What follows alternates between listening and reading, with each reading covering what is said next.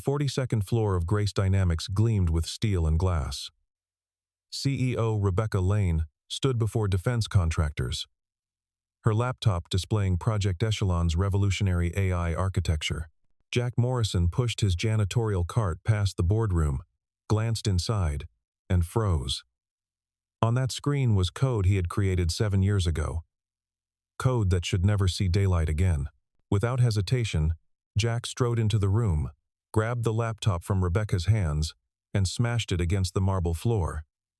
The screen shattered. Circuit boards scattered. Rebecca screamed at him, her voice cutting through the stunned silence. "What the hell are you doing, you lunatic?"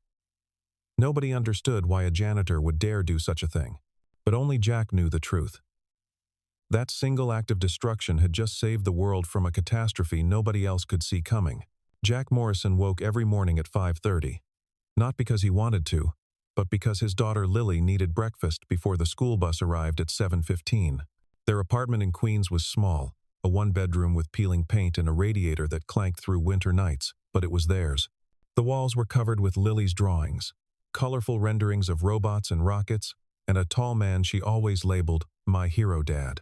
Jack would smile at those drawings while making scrambled eggs, remembering a time when the world had called him a hero too, back when his title was lead systems engineer instead of night shift janitor.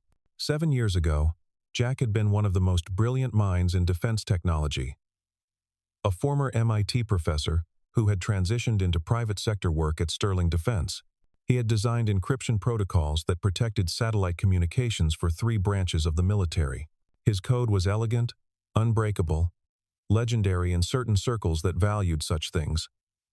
Then came the accusation: code theft, corporate espionage, a scandal that destroyed his reputation overnight and left him unhireable in any technical field. No defense contractor would touch him. No university would return his calls.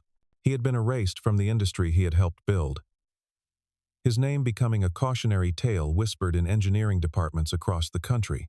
His wife, Sarah, had stood by him through the initial storm, believing in his innocence even when the evidence mounted against him. But cancer does not care about timing or justice. And 5 years ago, she had slipped away in a hospital room, leaving Jack alone with a 1-year-old daughter and a future that looked like nothing but darkness. He had taken the janitorial job at Grace Dynamics because it was the only place that did not run background checks on maintenance staff, and because the night shift meant he could be home when Lily woke up, could walk her to the bus stop, could be the constant presence she needed in a world that had taken her mother too soon. Every evening at 6, Jack would kiss Lily goodbye, wait for the neighbor, Mrs. Chen, to settle into the apartment with her knitting and her kind smile, then take the subway into Manhattan. He would arrive at Grace Dynamics at 7:30, change into his gray uniform, and spend the next 10 hours pushing a mop across floors that cost more per square foot than his entire monthly rent. He cleaned boardrooms where decisions worth millions were made. He emptied trash cans filled with discarded brilliance, crumpled printouts of code and strategy that lesser minds had deemed insufficient. And he never looked too closely, never let himself think about the world he had lost, because looking back only made the present hurt more. Rebecca Lane had a different morning routine. She woke at 4:45 in her penthouse apartment overlooking Central Park, ran 6 miles on her Peloton while reviewing overnight reports from international offices, then showered and dressed in suits that cost more than most people earned in a month. She was 32 years old and the youngest CEO in Grace Dynamics history, a position she had earned partly through brilliance and partly through being the daughter of General Howard Lane, decorated military strategist and the company's previous chairman. The pressure of that legacy sat on her shoulders like iron weights. Every decision she made was scrutinized by board members who remembered her as the little girl who had once wandered these same halls during Take Your Daughter to Work Day. Every quarter's earnings report was measured against her father's legendary tenure. She had learned to be ruthless because kindness was seen as weakness, had learned to trust numbers because people always disappointed, had learned to keep everyone at arm's length because intimacy was a liability in the corporate war she fought daily. Her most trusted advisor was Miles Trent, the chief technology officer who had joined the company 3 years ago with impeccable credentials and a vision for artificial intelligence that aligned perfectly with Rebecca's ambition. Miles was brilliant, charming, and completely dedicated to making Grace Dynamics the dominant force in defense technology. He had proposed Project Echelon 18 months ago, a revolutionary AI system that could predict and counter cyber threats in real time. And Rebecca had staked her reputation on its success. The presentation to defense contractors had been scheduled for months. Everything was perfect. Everything was controlled.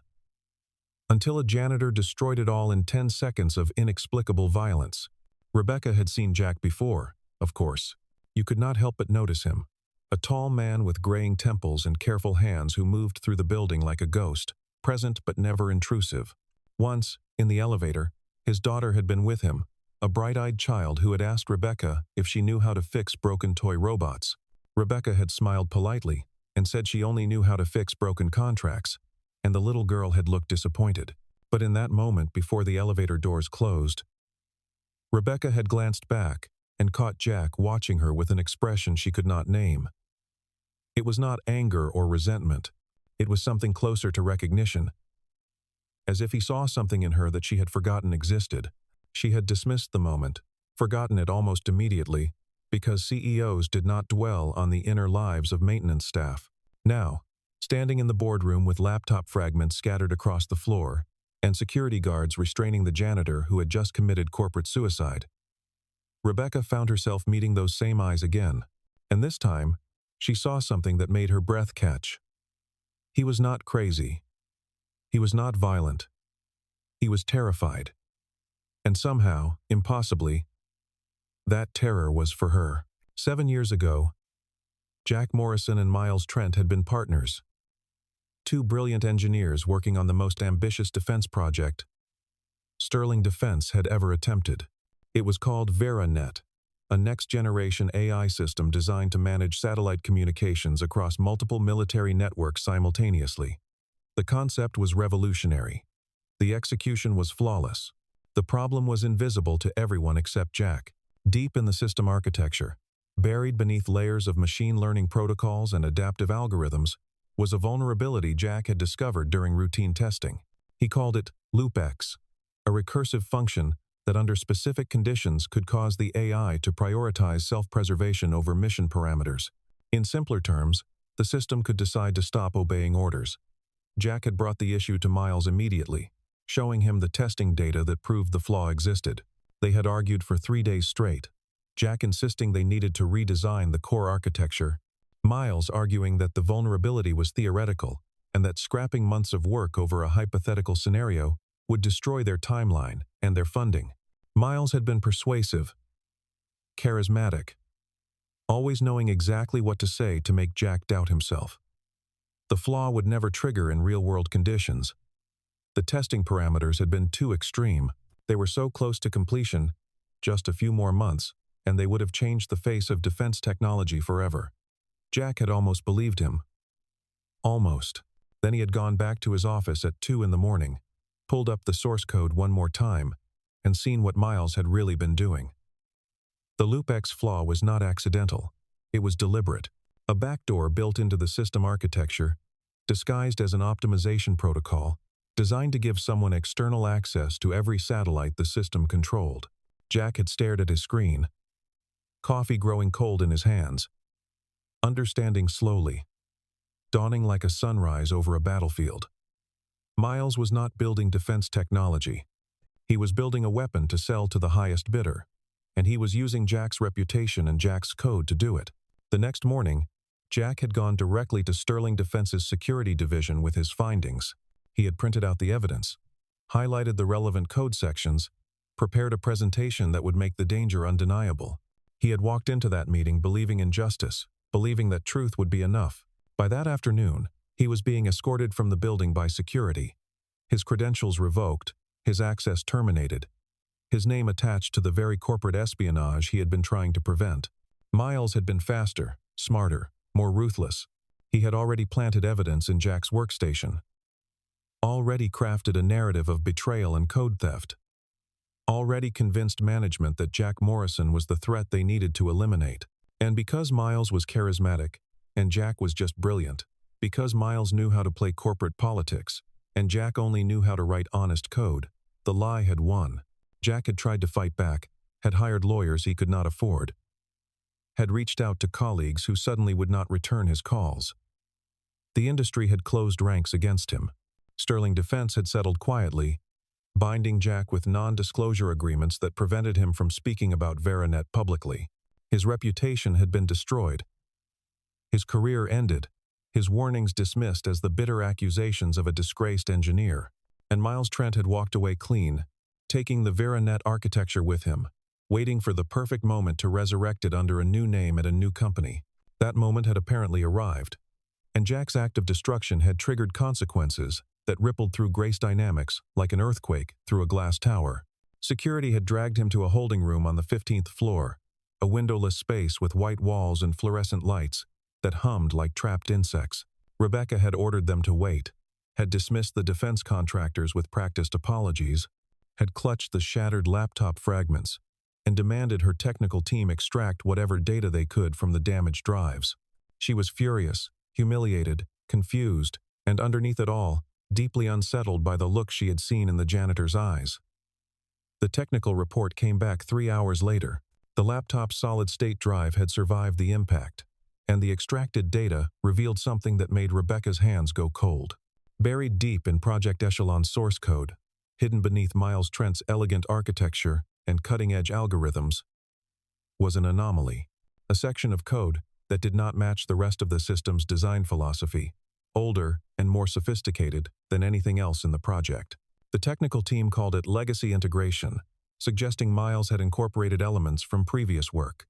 But one of the senior engineers, a woman named Dr. Sarah Chen, who had been with the company for 20 years, had pulled Rebecca aside after the meeting. She had seen code like this before, she said. Years ago, at Sterling Defense, in a project that had ended in scandal.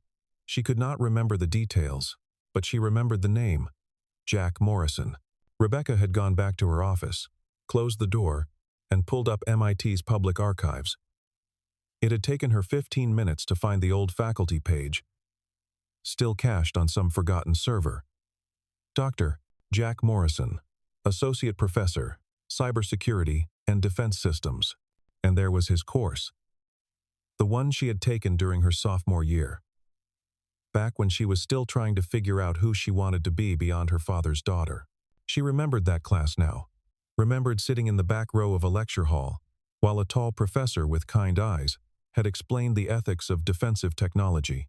She remembered one lecture in particular, where he had shown them a hypothetical vulnerability in AI systems, a recursive loop that could cause catastrophic failure. He had called it Loop X, and he had said something that had stuck with her even as she forgot his face and his name. He had said, if you ever see this pattern in real-world code, shut it down immediately, because some mistakes are too dangerous to make even once. Rebecca had opened her laptop, pulled up the extracted data from Project Echelon, and searched for the term Loop X. The word appeared 47 times in the codebase, woven through the system like poison in a water supply. Her hands had started shaking. The janitor who destroyed her presentation was not crazy. He was the man who had tried to teach her how to protect the world. And she had been too ambitious to recognize him until he had no choice but to break everything to make her listen. Rebecca Lane drove to Queens at midnight. Alone, her security detail dismissed over their strenuous objections. She had Jack's address from his employment file, a building in a neighborhood where her car looked obscenely out of place. All polished chrome and leather seats parked between rust-marked sedans and delivery vans. The apartment was on the 3rd floor, and she could hear voices through the door as she raised her hand to knock. A child's laughter, high and bright. A man's voice, patient and warm, explaining something about electrical circuits and copper wire. She knocked softly, and the voices stopped. Footsteps. The door opened 6 inches, chain lock still engaged, and Jack Morrison looked out at her with no surprise in his eyes, as if he had been expecting this visit since the moment security had dragged him away.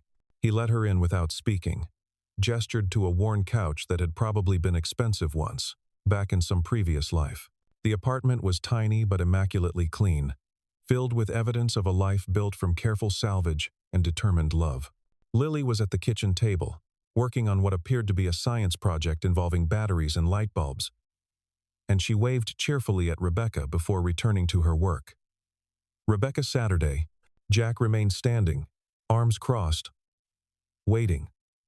The silence stretched between them like a rope pulled taut. Finally, Rebecca spoke, her voice smaller than she had intended. She told him she had watched his old lectures, had seen the LoopX pattern in Echelon's code, had begun to understand what he had tried to prevent. She told him she was sorry, though sorry felt insufficient for the magnitude of what had been done to him, for the years stolen and the reputation destroyed. She told him she needed to understand what she was dealing with, what Miles had built, what danger existed in the code she had been preparing to deploy across military networks. Jack listened without interrupting, his face carefully neutral, years of practice at hiding pain and anger behind a mask of calm competence. When she finished, he walked to a bookshelf and pulled down a leather notebook, its edges burned and pages water-stained, salvaged from some past disaster. He opened it to a page filled with handwritten code, elegant and precise, and placed it on the coffee table between them. This was Veronet's original architecture, he explained.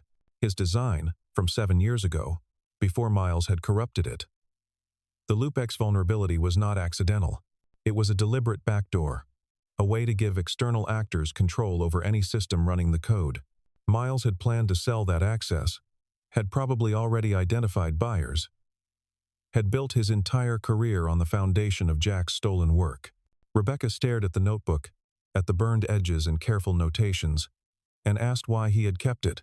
Jack looked toward his daughter, who was now successfully lighting a small bulb with her battery array, her face glowing with accomplishment. He said he kept it to remember that he had once done something right, that there had been a moment when his work had mattered. Even if the world had forgotten, Rebecca felt something crack inside her chest, a shell she had built around herself to survive corporate warfare suddenly showing fissures. She asked if he would help her verify Echelon's code, help her understand the extent of the damage, help her fix what Miles had broken. Jack was silent for a long time, long enough that Rebecca thought he would refuse, would tell her to leave and fight her own battles because he had already paid too high a price for telling the truth once. Then he nodded, but not for her, he clarified. For Lily, because if Echelon deployed with LoopX active, the world his daughter inherited would be fundamentally unsafe, controlled by whoever had the keys to that back door. And he could not let that happen, even if it meant trusting the system that had destroyed him once before. They met in an abandoned lab on Grace Dynamics' 7th floor, a space that had been used for prototype development 3 years ago before the company shifted focus to AI research. The room still had functioning workstations and a whiteboard that covered one entire wall, relic of a previous era when engineers drew solutions by hand before coding them. Rebecca had arranged access without alerting Miles, claiming she needed private space for a confidential audit. Jack arrived at midnight, having left Lily with Mrs. Chen and a promise that he would be home before breakfast. For the next 8 hours, they worked in a silence broken only by keyboard clicks and occasional questions, reconstructing Veronet's original architecture from Jack's burned notebook and comparing it line by line to Project Echelon's codebase. The resemblance was undeniable. Miles had taken Jack's foundational work, updated the syntax for modern systems, wrapped it in enough new code to claim originality, and presented it as innovation. But the core remained, and so did the LoopX vulnerability, now expanded and refined, more dangerous than its original version. Jack walked Rebecca through the code's logic, showing her how the backdoor was triggered, what commands it would accept, what level of control it would grant. If Echelon deployed to military satellites as planned, anyone with the activation sequence could override defensive protocols, redirect communications, essentially puppeteer the entire network. While the AI reported that everything was functioning normally, Rebecca felt sick. She had spent 18 months championing this project, had staked her reputation on its success, had presented it to defense contractors as the future of national security. She had been so focused on proving herself, on escaping her father's shadow and establishing her own legacy, that she had never thought to question Miles's genius. She had trusted him completely, and that trust had nearly led to catastrophe. She looked at Jack, at this man who had lost everything to expose this same danger 7 years ago, who had been destroyed for trying to protect people who never believed him. She asked why he had not just walked away, why he had not let Echelon deploy and let the world learn its lesson the hard way. Jack's answer was simple and devastating, because walking away would mean becoming the person they had accused him of being, someone who valued self-preservation over the safety of others, someone who would let innocent people suffer rather than risk himself again. He had been called a traitor and a thief, had lost his career and his reputation, but he had never lost the part of himself that knew right from wrong. And he refused to start now. They worked through the night, documenting every instance of loopbacks in Echelon's code, building a case that would be undeniable even to people who wanted desperately to deny it. As dawn light began filtering through the lab's high windows, Rebecca made a decision. She would present their findings to the board, would expose Miles's deception, would recommend Echelon's immediate termination regardless of what it cost her personally. Jack looked at her for a long moment, then said something that surprised her. He told her she was wrong about what this would cost, because she had not built her career on lies the way Miles had not stolen someone else's work and claimed it as innovation. She had been deceived, but she had not been corrupt, and there was a difference between making a mistake and being fundamentally dishonest. The world, he said, needed leaders who could admit mistakes and correct them. That was the kind of strength that mattered. Rebecca felt tears prick her eyes, the first she had allowed herself in years, because nobody had spoken to her like that since her father died. Nobody had suggested that integrity was more valuable than image. She nodded, unable to speak. And together they began preparing for the confrontation that would either save Grace Dynamics or destroy it completely. Miles Trent discovered their collaboration 2 days later, and his response was swift and calculated. He arrived at the 7th floor lab just after noon, flanked by building security and armed with a company protocol that Rebecca had forgotten existed. Any unauthorized access to sensitive code required CTO approval. And Jack Morrison, as a maintenance worker, had no clearance for technical systems. Miles had documented every instance of Jack's lab access, every login to the company network, every file retrieved from Echelon's database. He presented it as evidence of corporate espionage, a repeat offense by a man previously convicted of code theft, now infiltrating Grace Dynamics under the cover of a janitorial position. Security sealed the lab immediately, confiscating their workstations and documentation. Rebecca argued, threatened, invoked her authority as CEO, but Miles had covered his bases perfectly. The board had granted him emergency protocol powers, specifically for protecting intellectual property, a measure implemented after a minor data breach the previous year. Rebecca could override him, but only with board approval, and Miles had already scheduled an emergency meeting for that evening, where he would present his evidence and recommend Jack's immediate arrest. Rebecca and Jack stood in the sealed lab, watching through glass walls as security personnel boxed up their work, erasing 8 hours of careful documentation in 10 minutes of efficient confiscation. Rebecca felt panic rising, the kind she had not experienced since her father's funeral, the sensation of losing control completely. But Jack was oddly calm. He told her he had expected this, had known Miles would not allow their investigation to proceed unchallenged. That was why he had made backups. Every file they had accessed, every document they had created, every piece of evidence they had compiled existed on a secure drive that was currently hidden in the one place Miles would never think to look. Rebecca asked where. Jack smiled slightly and said in his daughter's toy box, buried beneath stuffed animals and building blocks. A USB drive containing enough information to destroy Miles's entire career. But they needed to move quickly, because Miles would realize the backup existed eventually, and when he did, he would not hesitate to threaten the one thing Jack valued more than his own safety. They had until the board meeting to prepare their case. 6 hours to organize evidence, build a presentation, and convince a room full of executives that their brilliant CTO was actually a corporate spy. Rebecca felt the fear transform into something else, something harder and more focused. She had spent her entire career trying to be strong enough, smart enough, ruthless enough to deserve her position. Now, standing beside a man who had sacrificed everything for principles she had forgotten she believed in, she understood that strength was not about being untouchable. It was about choosing what you would not compromise, even when compromise seemed easier. She told Jack to get the drive, to bring his daughter somewhere safe, and to meet her at the office at 6. Then she made a series of phone calls, calling in favors from board members who remembered her father, alerting her head of security to potential threats, and preparing for the kind of confrontation that would either vindicate her or end her career entirely. Miles sent one final warning before the meeting, a text message with no sender information that appeared on Rebecca's phone at 5:30. He wrote that Jack Morrison was a convicted criminal who had already destroyed one company's reputation, and now he was manipulating Rebecca into destroying hers. He wrote that the board would never believe a janitor over a CTO with impeccable credentials.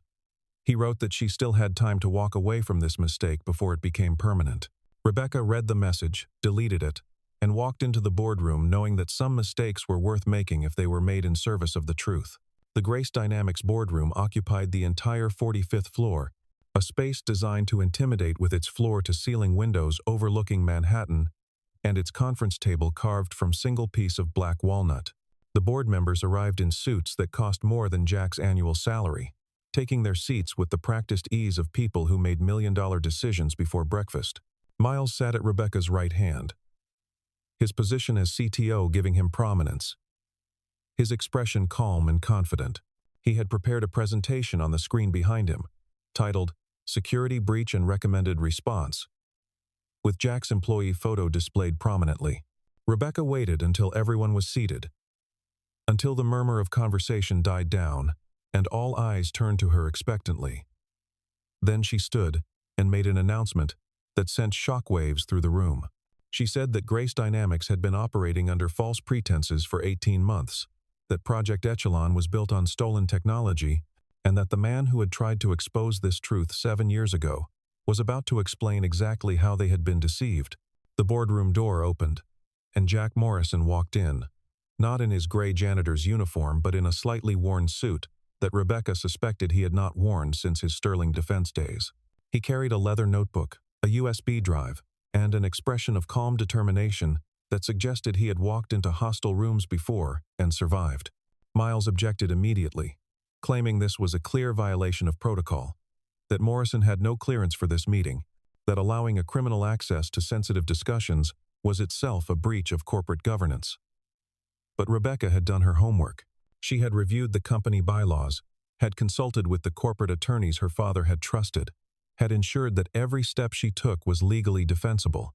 As CEO, she had the authority to invite anyone to board meetings if their testimony was relevant to company interests. And Jack Morrison's testimony was extremely relevant. Jack connected his USB drive to the presentation system, and the screen behind him filled with code. He spoke without notes, his voice steady and professorial, explaining VeraNet's original design and the LoopX vulnerability he had discovered 7 years ago. He showed them the evidence he had tried to present to Sterling Defense, the warnings that had been ignored, the accusation that had destroyed his reputation. Then he pulled up Project Echelon's source code and walked them through the comparison, showing line by line how Miles had taken Jack's stolen work, repackaged it, and sold it to Grace Dynamics as original innovation. Miles fought back with the weapons he knew best: charm and deflection, and character assassination. He reminded the board of Jack's criminal record, questioned his mental stability, suggested that a disgraced janitor might have doctored the code to create problems where none existed. He painted a picture of a bitter man seeking revenge against the industry that had rejected him, using Rebecca's guilt and naivety to gain access to systems he wanted to sabotage. For a terrible moment, Rebecca saw doubt in the board members' faces, saw them wanting to believe Miles because believing him was easier than accepting they had been fooled. Then Jack did something that Miles could not have anticipated. He pulled up a video file, old and slightly grainy, dated 7 years earlier. It was a lecture recording from MIT, showing a younger Jack Morrison standing before a classroom of students, Rebecca herself visible in the back row. In the video, Jack was explaining LoopX, showing its structure, warning about its dangers, saying the exact words Rebecca had remembered.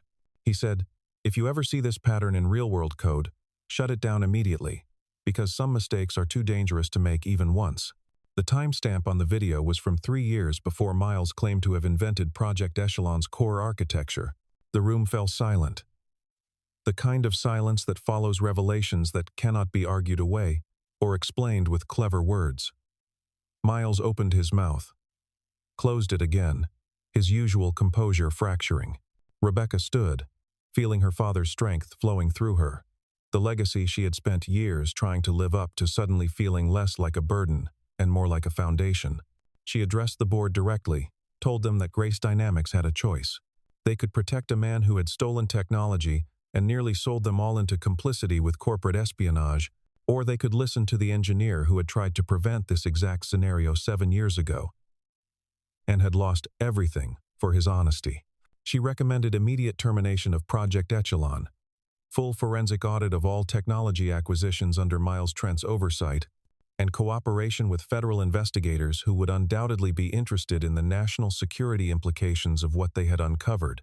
One board member asked what would happen to the company's reputation, to the contracts they had promised, to the investors who had been told Echelon was revolutionary. Rebecca looked at Jack, then back at the board. She told them that Grace Dynamics would survive because it would choose integrity over image, truth over convenience, would become the kind of company that could admit mistakes and correct them. The board voted unanimously to accept her recommendations. Security escorted Miles from the building that night. His office sealed pending investigation. His access revoked. Jack Morrison watched him go, feeling not triumph but exhaustion, the kind that comes when a battle you have been fighting for years finally ends.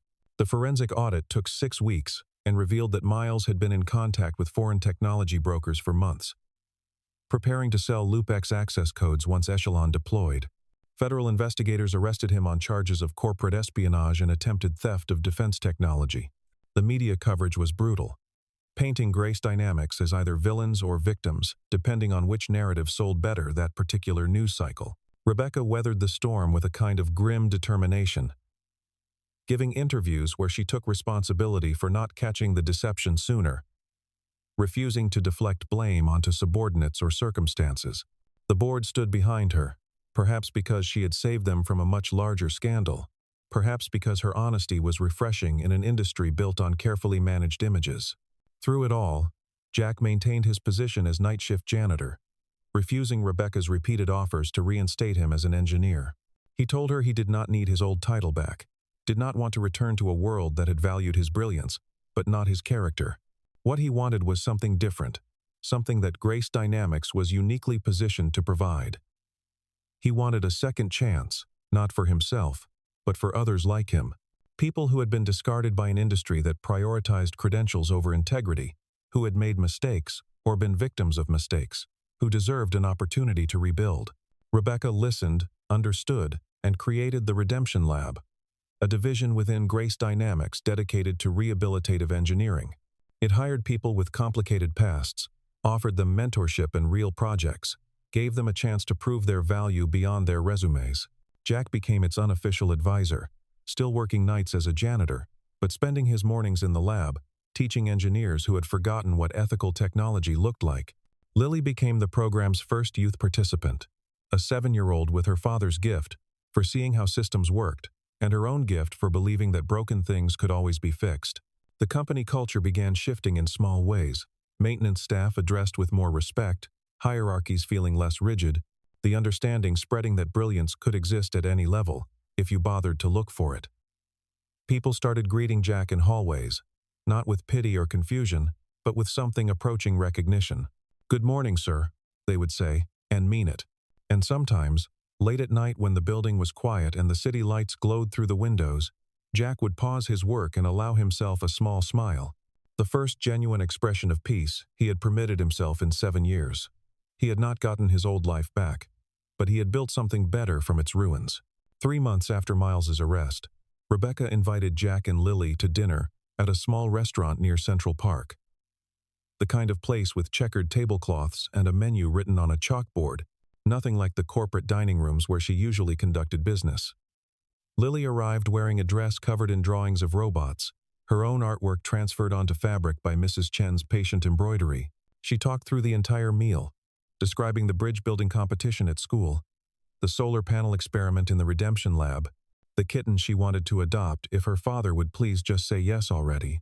Rebecca listened with an attention she had forgotten she was capable of giving, laughing at Lily's stories, asking follow-up questions, feeling something warm and unfamiliar growing in her chest. Jack watched them both, seeing his daughter's natural joy reflected in Rebecca's face, seeing the woman he had once taught slowly remembering how to be more than her job title. They finished dinner as rain began falling, soft and steady, turning the sidewalks into mirrors that reflected streetlights and neon signs. Jack pulled off his jacket without thinking and draped it over Rebecca's shoulders as they walked toward where her driver waited. She looked up at him, rain catching in her hair, and asked a question so quietly he almost missed it. She asked if he could go back and do everything over, if he had known what would happen at Sterling Defense, known he would be accused and destroyed, known he would lose 7 years of his life. Would he still have tried to expose Miles? Would he still have chosen truth over self-preservation? Jack thought about his tiny apartment and his daughter's drawings, about mop buckets and midnight shifts, about being invisible in a building where he had once been brilliant. He thought about Rebecca discovering her own capacity for courage, about engineers in the Redemption Lab learning that mistakes did not have to be permanent, about a future where integrity might actually matter more than credentials. He told her yes, he would make the same choice, because the alternative was becoming someone he could not live with, and that price was higher than any career or reputation. They had reached the car, and Rebecca's driver was waiting with the door open, but she did not move. She stood in the rain with Jack's jacket around her shoulders and asked if he believed people could change, if someone who had valued all the wrong things could learn to value better ones. Jack smiled then, really smiled, the expression transforming his face into something younger and less careworn. He told her that the woman standing in the rain asking that question was proof enough that change was possible, that she had already started becoming someone her father would be proud of, someone she could be proud of. Lily, who had been examining a puddle with scientific interest, suddenly looked up at them both and asked with a 7-year-old's perfect lack of filter if this meant Rebecca was going to be her new mom. Rebecca turned bright red, stammered something about that being a complicated question, while Jack laughed and told his daughter that some things needed time. But Lily, with the confidence of someone who understood machines better than social awkwardness, just shrugged and said that was okay. She could wait, because the best things always took longer to build. They stood together in the rain, 3 people who had found each other through destruction and were learning how to build something new from the pieces, and for the first time in longer than she could remember, Rebecca felt something she had almost forgotten existed. She felt hope. The broken laptop still sat in evidence storage, tagged and photographed, waiting for trial proceedings that would never quite materialize, since Miles accepted a plea deal to avoid the publicity of a full prosecution. But sometimes Rebecca would visit that storage room, would look at the shattered screen and scattered circuit boards, and try to remember the person she had been before that moment of destruction. She had thought she was building something impressive, had believed that success meant climbing higher and faster than everyone around her, had measured her worth in quarterly earnings and board approvals. She had been so focused on proving herself that she had forgotten to ask what she was actually building, whether her legacy would be something worth leaving behind. The man who shattered her laptop had also shattered her certainty, had forced her to question everything she thought she knew about strength and success and what it meant to be truly brilliant. Jack Morrison had taught her twice, first as a professor she barely remembered, and then as a janitor she had almost overlooked. And both times the lesson had been the same. He had taught her that some things matter more than career advancement, that integrity is not a liability but a foundation, that the people you dismiss might be the ones you need most desperately. Grace Dynamics moved forward without Project Echelon, developing new technology from the ground up with ethics reviews and transparency protocols that Jack helped design. The company's stock took a temporary hit, then recovered stronger as investors recognized the value of leadership that admitted mistakes publicly rather than hiding them until they exploded. Rebecca remained CEO. Her authority now earned through crisis management rather than inherited legacy. And she discovered that actually earning respect felt better than simply commanding it. The Redemption Lab grew, attracting engineers from across the industry who wanted to work somewhere that valued second chances and honest mistakes over perfect resumes.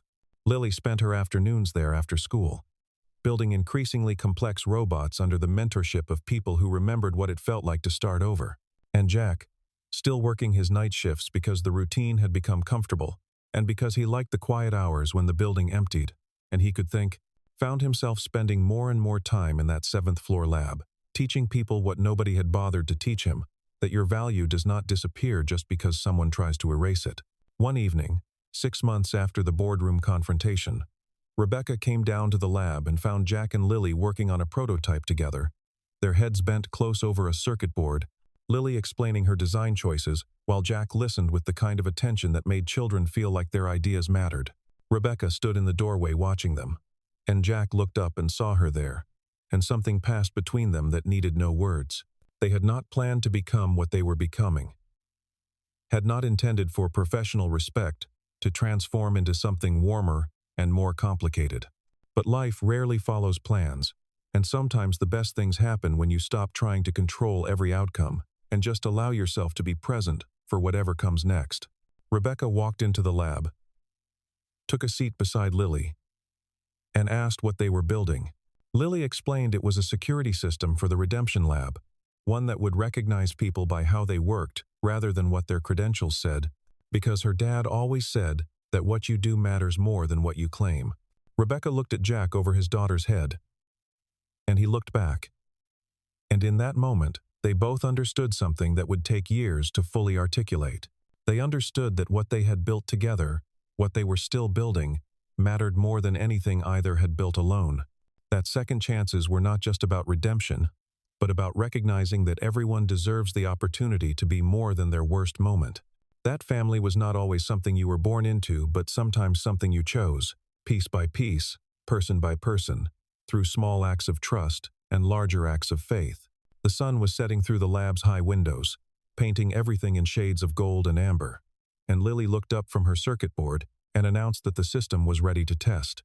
She flipped a switch, and lights began glowing in sequence. And for a moment the whole room was illuminated with the proof that broken things really could be fixed if you understood them well enough and cared enough to try. Jack reached out and took Rebecca's hand. A simple gesture that felt like a promise. And she held on tightly, no longer afraid of what connection might cost because she had finally learned what isolation had already taken. They sat together in the lab's warm light. 3 people who had each been broken in different ways, who had found each other through crisis and destruction, and who were learning day by day what it meant to build something that would last. Sometimes, the story went, you had to smash everything to save it. But once the pieces were scattered, and the truth was visible, and the lies had been cleared away, you could start building again. And what you built the second time, with intention and integrity, and the hard-won knowledge of what mattered most, that was the thing worth keeping. That was the legacy worth leaving. That was the moment that changed everything.